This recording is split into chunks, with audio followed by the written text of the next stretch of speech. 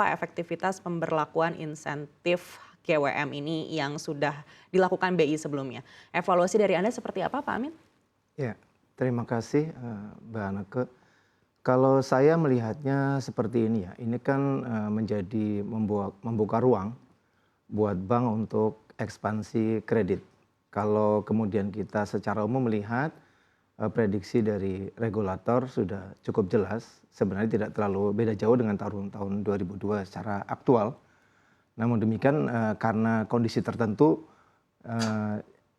dipikir akan turun gitu ya, tidak sesuai dengan rencana. Makanya kemudian diberlakukanlah kebijakan ini supaya pertumbuhan kredit itu tetap sesuai dengan rencana. Jadi kalau kita bicara di angka, tadinya secara pribadi saya sendiri melihat akan sulit untuk tembus double digit. Tapi kemudian dengan adanya hal ini dan serempak diluncurkan, pasti ini akan mendorong industri untuk bisa, kalau tadi bahasa Mbak Anake ngegas, saya melihatnya bank akan punya ruang yang lebih luas lah untuk meningkatkan porsi kreditnya sehingga bisa kemungkinan bahwa pertumbuhan kredit itu menembus angka yang double digit seperti yang terjadi di tahun lalu menjadi sangat mungkin terjadi. Karena awalnya saya secara pribadi agak pesimis ini bisa tembus di angka itu ya. Namun karena apa yang ditempuh oleh Bank Indonesia ini sebagai upaya untuk menjaga pertumbuhan ekonomi yang stabil dan sebagainya, salah satunya karena bagaimanapun kan di Indonesia ini pertumbuhan itu masih ditopang 70-80% dari kredit perbankan ya, sehingga kalau kreditnya ini membaik otomatis ya perekonomian Indonesia akan bagus, dan ini sangat baik lah kalau saya bilang kebijakan ini akan sangat membantu industri untuk bisa mencapai target-target yang dicanangkan sampai dengan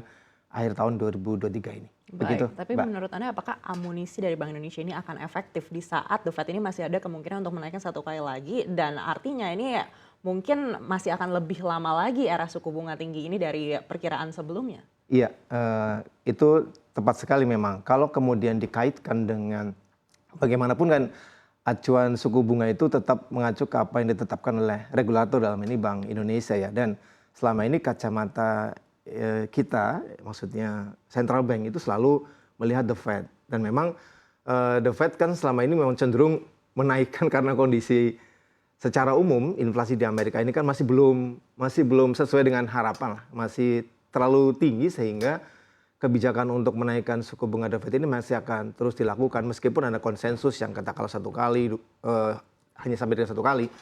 Menurut hemat kami mungkin saja itu akan terjadi, bahkan bisa jadi 2 kali kalau kondisi inflasinya masih belum stabil. Nah, ini pasti akan berpengaruh kepada kembali lagi ke kondisi suku bunga yang ditetapkan oleh Bank Sentral, dalam ini Bank Indonesia, dan ini memang kemudian sedikit memberatkan karena bagaimanapun bank harus melihat dari sisi bagaimana mereka bisa menjaga tingkat suku bunga yang bisa diterima atau acceptable buat market atau buat nasabah. Sementara bank juga harus menjaga cost of creditnya seperti apa, cost of fundnya seperti apa kalau kita bicara dana pihak ketiga yang diterima oleh bank dari masyarakat. Kan ini juga harus dilihat sehingga bank tidak kesulitan likuiditas, bank juga tidak kesulitan secara umum menyalurkan kredit ke masyarakat dan masih dalam acceptable price lah bagi masyarakat. Dan memang ini kemudian menjadi tantangan tersendiri.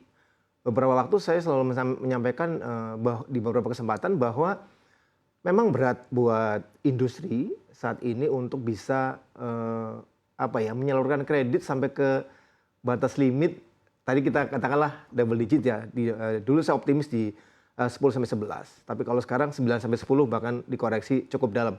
Nah, keyakinan itu memang menjadi agak terkoreksi ketika ada insentif ini yang buat juga ini kan baru saja diluncurkan. Meskipun ada sedikit berat ya, tapi kan ini menjadi faktor pendorong menurut saya. Meskipun tidak akan serta-merta apakah ini cocok, apakah ini sesuai. Nah, ini kita lihat bagaimana nanti pasar melihat dan bagaimana kemudian bank menyusun strategi lanjutan, karena ini kan sisa waktu yang sampai dengan akhir tahun ini apakah mungkin bisa mencapai. Tapi setidaknya upaya yang dilakukan oleh Bank Indonesia ini cukup membantu lah buat industri.